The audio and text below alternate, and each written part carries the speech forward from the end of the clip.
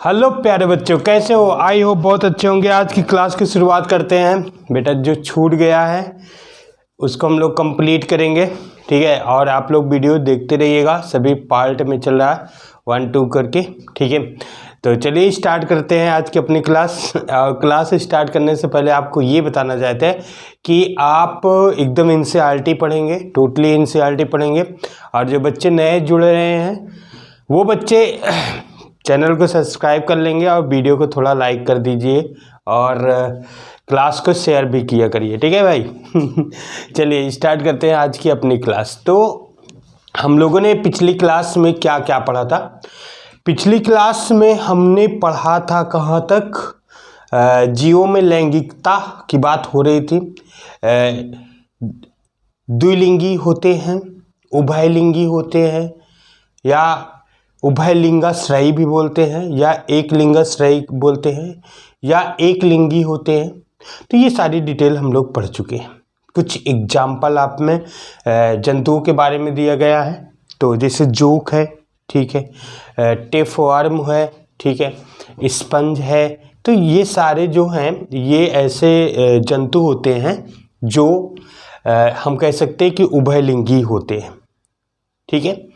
तो ये सारी घटना को आप लोग देखते रहिए और एग्जाम्पल आपको बहुत ज़रूरी है याद करना। तो चलिए स्टार्ट करते हैं आज की अपनी क्लास। युग्मक संरचना के समय कोशिका विभाजन एक टॉपिक है कि युग्मक कैसे बनता है, युग्मक है क्या, ठीक है। तो टॉपिक लिखते हैं युग्मक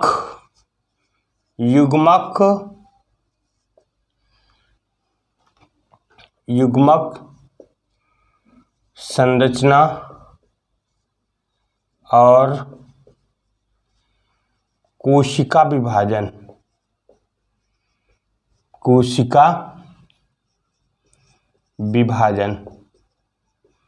देखो एक बात समझिए, ये कोशिका विभाजन और युग्मक संरचना, इस टॉपिक को आप समझिए, थोड़ा ध्यान से देखेंगे तभी आपको समझ में आएगा।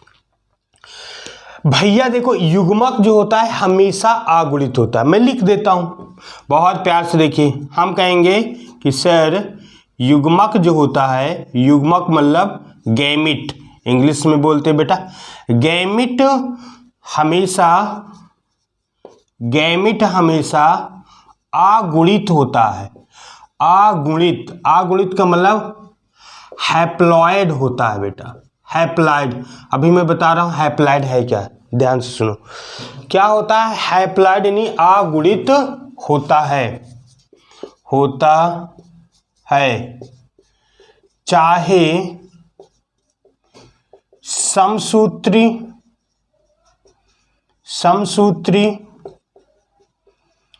कोशिका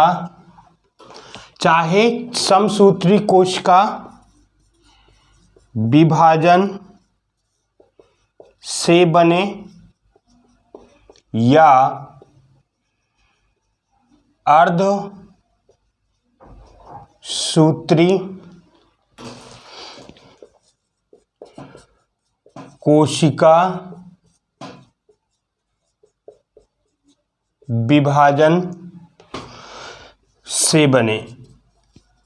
देखो भाई, जो युग्मक है ना वो हमेशा अगुणित होता है, हैप्लॉयड होता है, चाहे तो समसूत्री हो और चाहे तो अर्धसूत्री हो। ये एक बात समझिएगा। देखो यहाँ पे हैप्लॉयड नंबर और समसूत्री अर्धसूत्री समझिए, ठीक है। जैसे अगर हम कहें, जैसे कुछ एग्जाम्पल हम देखें, एनसीईआरटी ने एग्जाम्पल दे रखा है। जैसे कहता है मोनेरा जिसमें बैक्टीरिया आता है बेटा, कामा फंजाई जिसे हम लोग कवक बोलते हैं, ठीक है। हम फिर कहते हैं कि शैवाल जिसे हम लोग काई बोलते हैं। ब्रायोफाइट ये सभी जो होते हैं, मोनेरा, फंजाई, शैवाल और ब्रायोफाइट, ये सभी ऐसे लिखें, ये सभी हैप्लॉयड होते हैं, हैप्लॉयड या हैप्लांटिक होते हैं। हैप्लांटिक ज़्यादा अच्छा रहेगा। हैप्लैंटिक पादप होते हैं। मतलब इनका बॉडी जो है ना बेटा वो n नंबर होता है। हैप्लैंटिक का मतलब होता है n नंबर, ठीक है। अब देखो, जैसे हम एक एग्जांपल बताते हैं, समसूत्री और अर्धसूत्री का मतलब क्या है। अगर देखो, यदि किसी भी पौधे का बॉडी, जैसे हम शैवाल की बात करते हैं, ठीक है, अगर किसी भी पौधे की या ब्रायोफाइट की बात करते हैं, इसका मार्केंसिया एक एग्जांपल है। शैवाल की बात करें या ब्रायोफाइट का, तो ये इसकी मेन बॉडी एन होती है। एन मतलब आ गुणित होती है। जैसे देखो, हमने कहा कि मान लो ये एक शैवाल है, हमने कहा ये एक शैवाल है और इस शैवाल के बॉडी एन नंबर है। एन नंबर हम गैमीटोफाइट भी बोलते हैं। क्या बोलते हैं? एन का मतलब होता है गैमीटोफाइट बेटा, गैमीटोफाइट प्लांट है, एन नंबर है।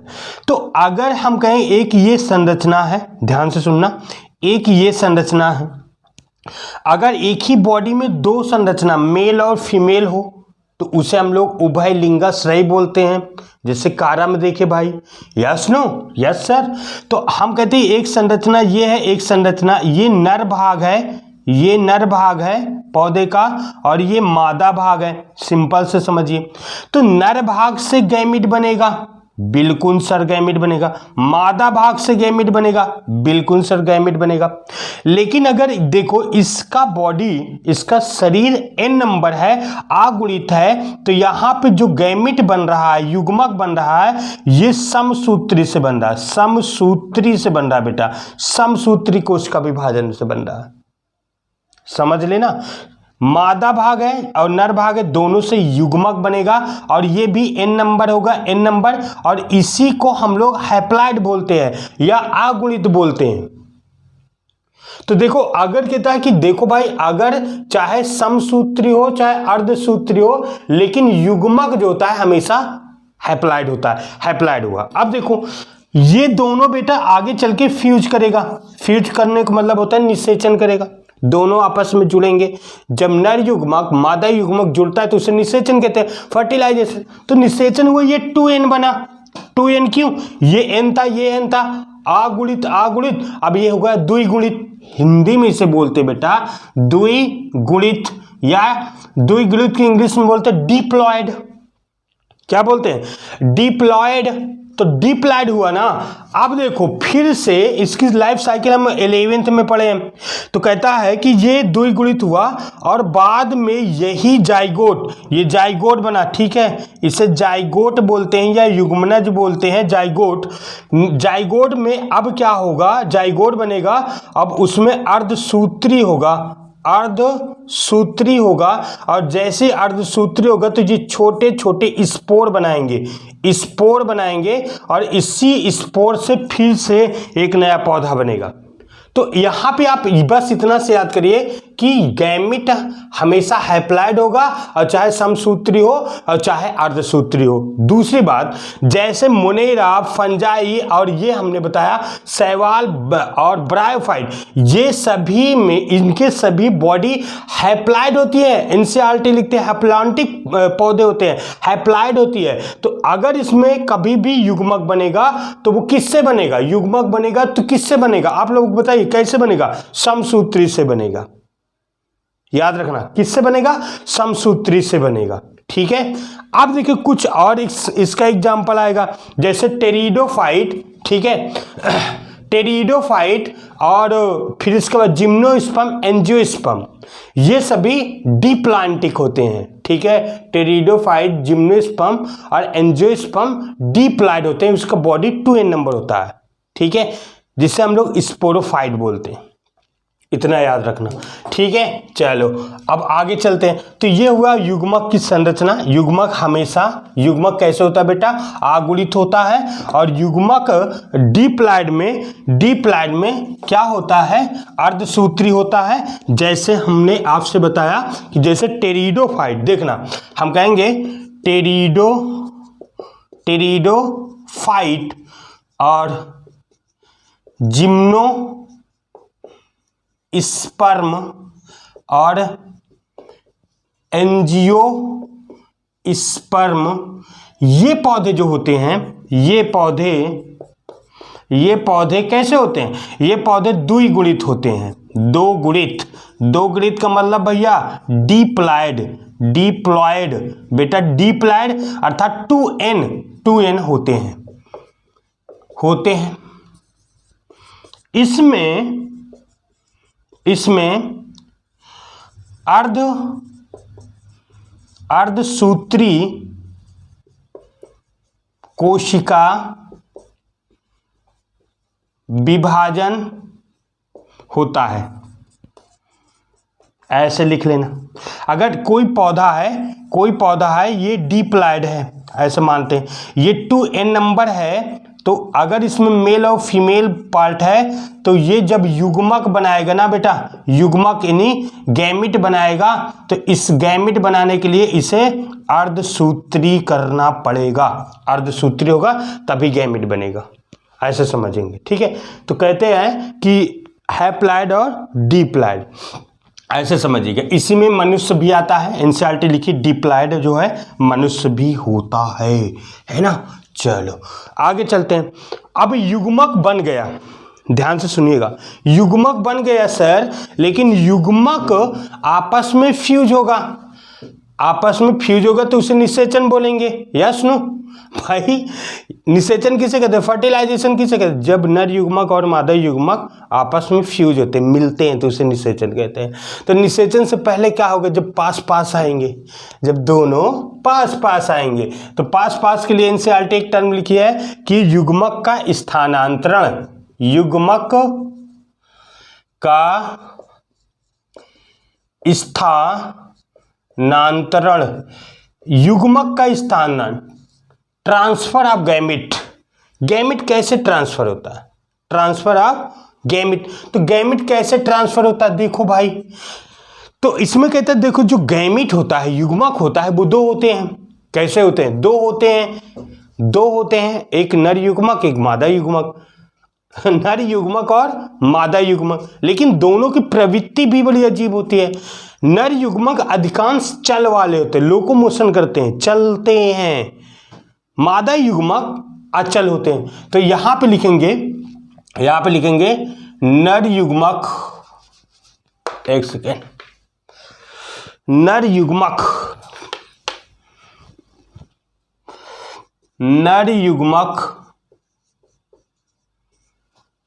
अधिकांश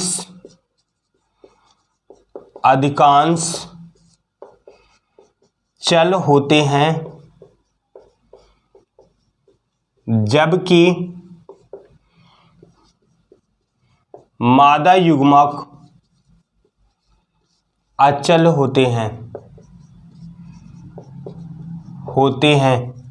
अब देख भाई, कौनो गदेलन के ही ने समझ में आई कि ये चल का होता है और यह अचल का होता है। एक पागल समझ तो इधर, जैसे ये एक सेल है, युग्मक है, अगर ये एक प्लेस पर है, इस प्लेस से यहाँ तक आ जाए तो मतलब लोकोमोशन किए, नहीं चल वाला है। चलने के लिए, किसी भी युग्मक को चलने के लिए उसमें कुछ संरचना होगी, जैसे फ्लैजिला। क्या होगा? फ्लैजिला, या इसे कसाब बोलते बेटा, कसाब। जैसे मनुष्य का जो शुक्राणु होता है उसमें टेल होती, पूछ। तो देखिए कहता है कि चल वही होगा जिसमें फ्लैजिला होगा, कसाब होगा, तो वो अपनी प्लेस को चेंज करेगा। चल का मतलब होता है प्लेस चेंज करना, ठीक है। तो एक स्थान से दूसरे स्थान तक चल। अचल, अगर कोई अचल है तो उसमें फ्लैजिला नहीं होगा, वो एक स्थान पर बैठा रहेगा। तो इसमें आपको देखना पड़ेगा कि चल और अचल का मतलब क्या है भाई साहब, ठीक है। ऐसे समझे, नहीं तो जो लिखा है तो बच्चे भूकंप आ जाते कि चल का होता है, अचल क्या होता है। युग्मक के स्थानांतरण कहता है, अधिकांश नर युग्मक जो होते हैं चल होते हैं, मादा युग्मक अचल होते हैं। 2 पॉइंट यहाँ पे नोटेड, ठीक है गदेलाओ, ठीक है। अब यहाँ पे एक बात समझिए, कहता है देखो शैवाल जो होते हैं, शैवाल, ठीक है भाई, और ब्रायोफाइट,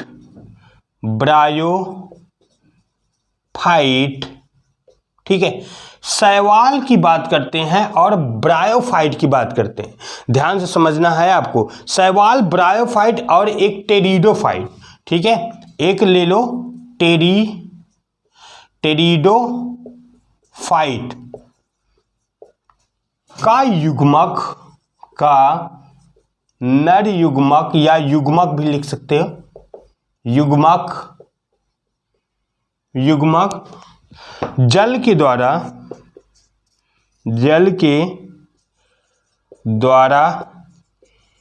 स्थानांतरण करते हैं।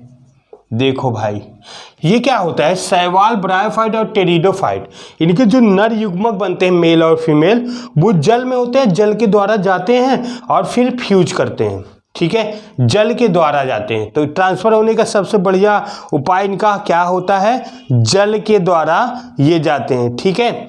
किसके द्वारा जाते हैं बेटा, जल के द्वारा, ठीक है, जल के द्वारा जाते हैं। दूसरी बात यहाँ पे एक पॉइंट और समझिएगा, जल के द्वारा जाने पर इसमें क्या होती है, हानि भी हो सकती है। तो शैवाल, ब्रायोफाइट और टेरिडोफाइट, ये नर युग्मक इसमें बहुत ज्यादा बनता है। नर युग्मक कई गुना, यानी कई माने हजारों गुना, ठीक है, हजारों गुना मादा से अधिक होते हैं, ऐसे समझिए, अधिक होते हैं, क्योंकि कुछ भाई रास्ते में मर जाएंगे, कुछ इनके शिकार भी हो जाएंगे। तो कहता है ये जो स्थानांतरण करे जल के द्वारा, तो ये नर युग्मक बहुत अधिक मात्रा में युग्मक बनाते हैं और जल के द्वारा जाते हैं, ताकि कुछ फर्टिलाइजेशन कर सके और अपने जीवन को बढ़ा सकें। तो ये अधिकांश मात्रा में होते हैं। अब इसमें देखिए, अगर हम स्थानांतरण की बात करते हैं तो एक नोट भी यहाँ पे लिखना है आपको, कि जो पुष्पीय पौधे होते हैं, पुष्पीय पौधों, ठीक है, पुष्पीय पौधों में युग्मक का, ऐसे लिखो, युग्मक का स्थानांतरण, ठीक है, कैसे होता है, परागण द्वारा होता है, परागण यानी पॉलिनेशन द्वारा होता है। एक बात समझो बेटा, इस बतिया को समझो तो क्या है, कहता देख भाई, युग्मक बनेगा ना, तो जब युग्मक बनेगा तो उसका स्थानांतरण होगा, है ना। जब स्थानांतरण होगा तब ही तो एक दूसरे से मिलेंगे, जाइगोट बनाएंगे और एक जीवन बनाएंगे। तो इसमें देखिए कहा गया कि जब युग्मक का स्थानांतरण कई विधियों द्वारा होता है, और इसमें देखते कहते नर युग्मक और मादा युग्मक जो होते हैं, ये इसमें बहुत सारे नर युग्मक चल वाले होते हैं। ईश्वर अल्लाह गॉड भगवान जो है पूछ लगाए हैं, पूछ का मतलब फ्लैजला है, तो वो मूवमेंट करके पहुंच जाते हैं अपने सहेली तक, सहेली का मतलब मादा युग्मक तक, तो वहां जाकर के मतलब फर्टिलाइजेशन करते हैं। तो कहते हैं कुछ ऐसे संसार में पौधे भी हैं, जैसे काई की बात करें, शैवाल, ब्रायोफाइट, टेरिडोफाइट, तो इनके जो युग्मक होते हैं वो जल के द्वारा जाते हैं।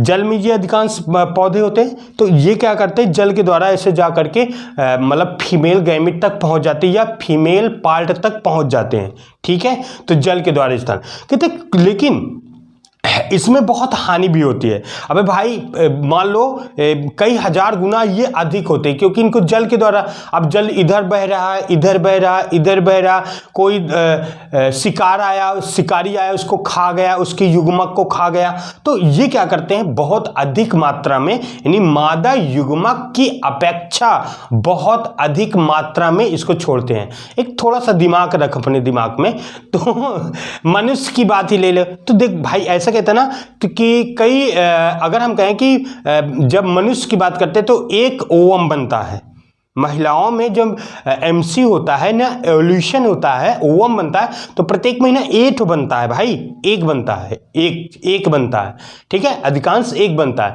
और स्पर्म एक बार में कितना बनता है, कहता भाई करोड़ों में बनता है।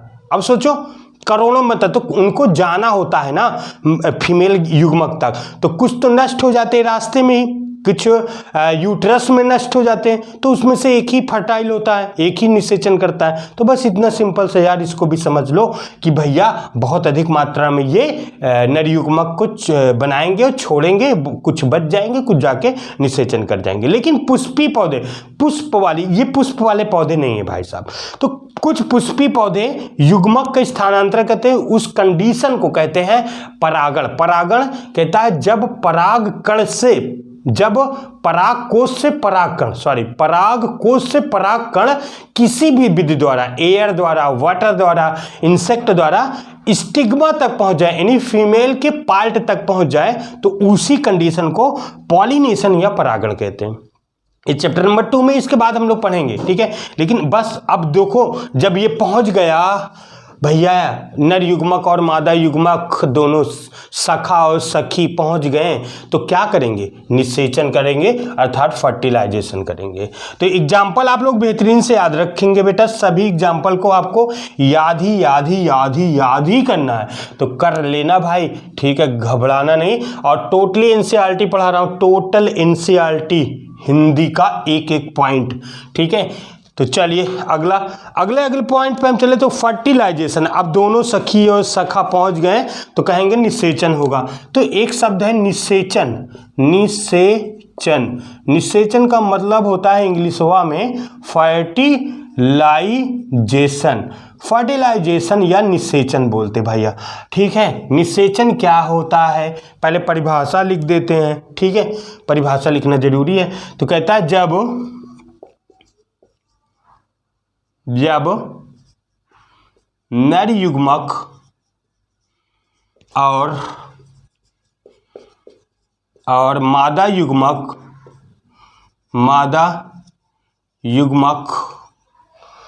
आपस में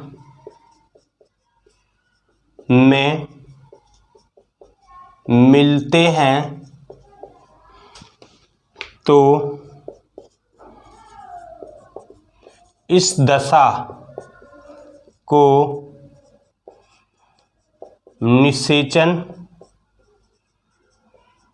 कहते हैं, ठीक है। जब नर युग्मक और मादा युग्मक आपस में मिलते, जब पहुंचते हैं सखी और सखा, जैसे मान लो ये नर युग्मक है, ठीक है, और मान लो ये मादा युग्मक है, ये चल वाला है, ये है मादा युग्मक। अब दोनों जो है पहुंच जाएंगे, जब पहुंच जाएंगे तो एक दूसरे के पास पहुंचेंगे और फिर इसका केंद्रक इसके अंदर चलाएगा। बिहेव थोड़ा सा समझ लेंगे यहाँ पे। बिहेव का मतलब ये होता है, ये मान लो नर युग्मक है, तो नर युग्मक मतलब कैसे हम मानेंगे, जब किसी का केंद्रक किसी सेल के अंदर जाए, तो जिसका केंद्रक जाएगा उसे नर बोलेंगे और जिसके अंदर जाएंगे उसे मादा बोलेंगे। अब इसका केंद्रक इसमें चला गया, ये n नंबर था पहले से बेटा, क्योंकि युग्मक हमेशा आगुणित होता है, अभी इससे पहले बताया। तो दोनों n मिलकर के अब बनाएगा एक बड़ा सा सेल, जिसका नाम हम कर देंगे 2n और इसका नाम लिख देंगे जाइगोट। क्या लिखेंगे? जाइगोट या युग्मनज बोलते हैं, और इसी से एक बेबी बन जाएगा। तो निषेचन ये हुआ। अब कहता है निषेचन दो तरीके का होता है। निषेचन कितने प्रकार का होता है? 2 प्रकार का होता है। निषेचन कितने प्रकार का होता है बेटा? 2 प्रकार का। तो निषेचन को हम लोग 2 भागों में बांट दिए हैं। निषेचन को हम 2 भागों में बांट सकते हैं। एक को हम लोग कहते हैं बाह्य निषेचन, बाह्य निषेचन, ठीक है। बाह्य निषेचन मतलब एक्सटर्नल फर्टिलाइजेशन, एक्सटर्नल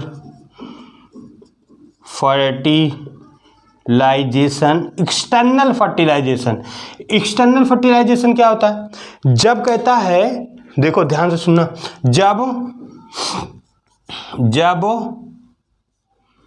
नर युग्मक और मादा युग्मक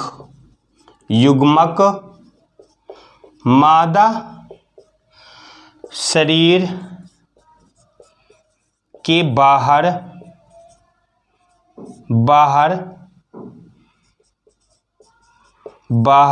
निषेचन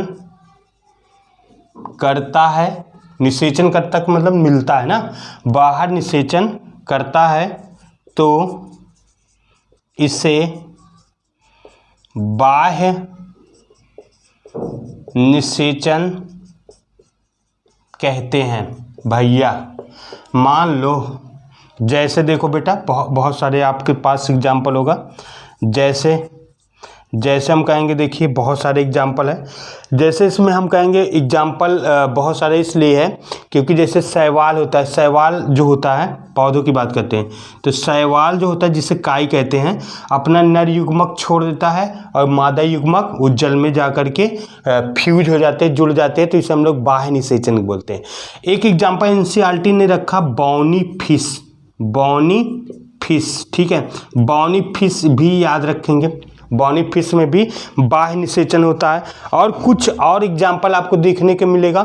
जैसे हम कहेंगे मेढक, जंतुओं की बात करेंगे, मेढक की बात करेंगे, मेढक में भी बाह्य निषेचन होता है। बाह्य निषेचन मतलब मेढक का जो स्पर्म है और ओवम है वो जल में जा कर के निषेचित होते हैं, तो इसे हम लोग बाह्य निषेचन बोलते हैं। ठीक है, तो ये कितना हुआ, बाह्य निषेचन पहला नंबर।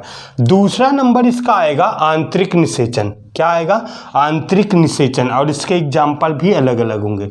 आंतरिक निषेचन में मतलब क्या होता है कि जो स्पर्म है वो मादा शरीर के अंदर फ्यूज होता है। तो देखो हम कहेंगे आंतरिक निषेचन, आंतरिक निषेचन।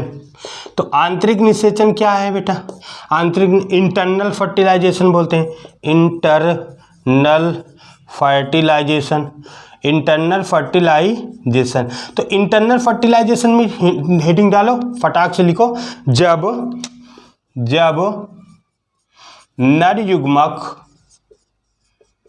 और मादा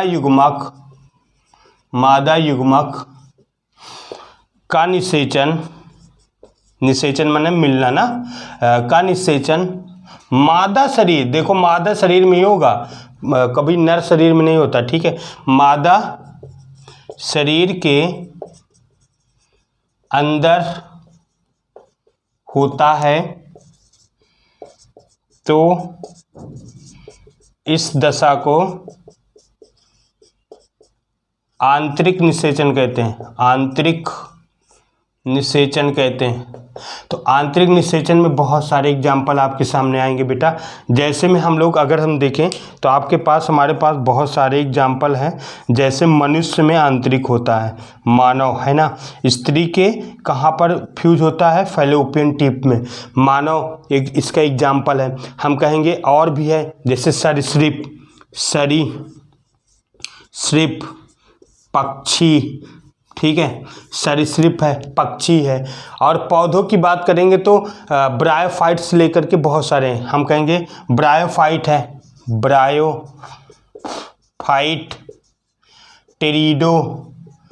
टेरिडोफाइट, जिम्नोस्पर्म और एंजियोस्पर्म, सभी है। ठीक है, इसमें आंतरिक निषेचन होता है।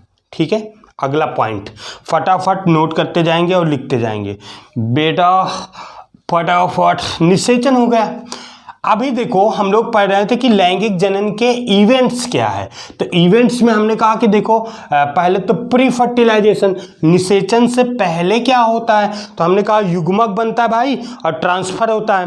फिर हमने कहा निषेचन होता है, फिर निषेचन के बाद क्या होता है। तो अभी तो निषेचन हो चुका है, फर्टिलाइजेशन, फ्यूजन ऑफ गैमिट, जो गैमिट फ्यूज को होता है। एक टर्मोलॉजी यहाँ पे है जिसका नाम है अनिषेक जनन, अनिषेक जनन, या इसे हम लोग कहते हैं पैथेनोजेनेसिस, पैथेनोजेनेसिस के नाम से जानते हैं बेटा। ये एक वर्ड आया, पैथेनोजेनेसिस क्या है। अब इसमें कहानी, ये रिलेशन क्यों रखा, निषेचन से है। ठीक है, कहता है जब कोई एग अनफर्टिलाइड हो, मतलब अनिषेचित हो, ऐसे लिख सकते हैं, जब बिना निषेचन के मादा अंड या युग्मक भी बोल सकते हैं, मादा अंड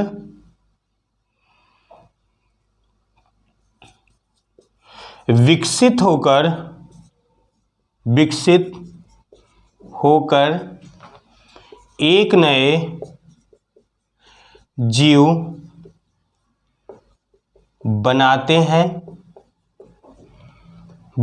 हैं तो इस दशा को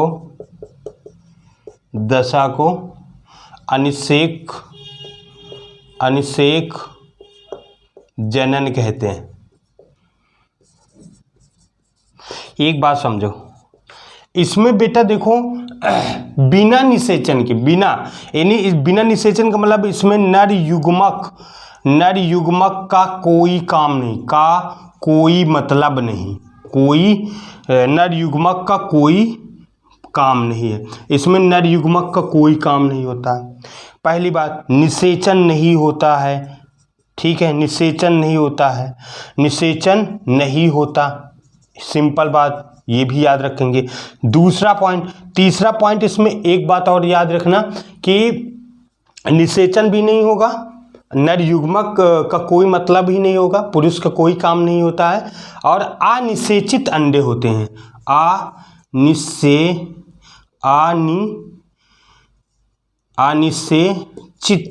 अनिषेचित अंड होते हैं।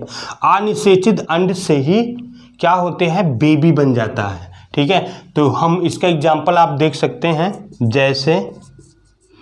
जैसे आता है मधुमक्खी जो होती है ना, मधुमक्खी के अंडे हैप्लॉइड होता है, अनिषेचित होता है, उससे नर बनता है। मधुमक्खी इसमें ले सकते कि मधुमक्खी होता है, ठीक है। और पक्षी एक है, पक्षी का नाम एनसीईआरटी ने लिखा, टर्की पक्षी है, टर्की बेटा, ठीक है, टर्की याद रखेंगे, टर्की पक्षी है। और कुछ छिपकली है और रोडीफर्स है, छिपकली, तो कुछ छिपकली है, कुछ, ठीक है, कुछ छिपकली का एग्जाम्पल दिया गया। और कुछ इसमें हम आप कह सकते हैं रोटी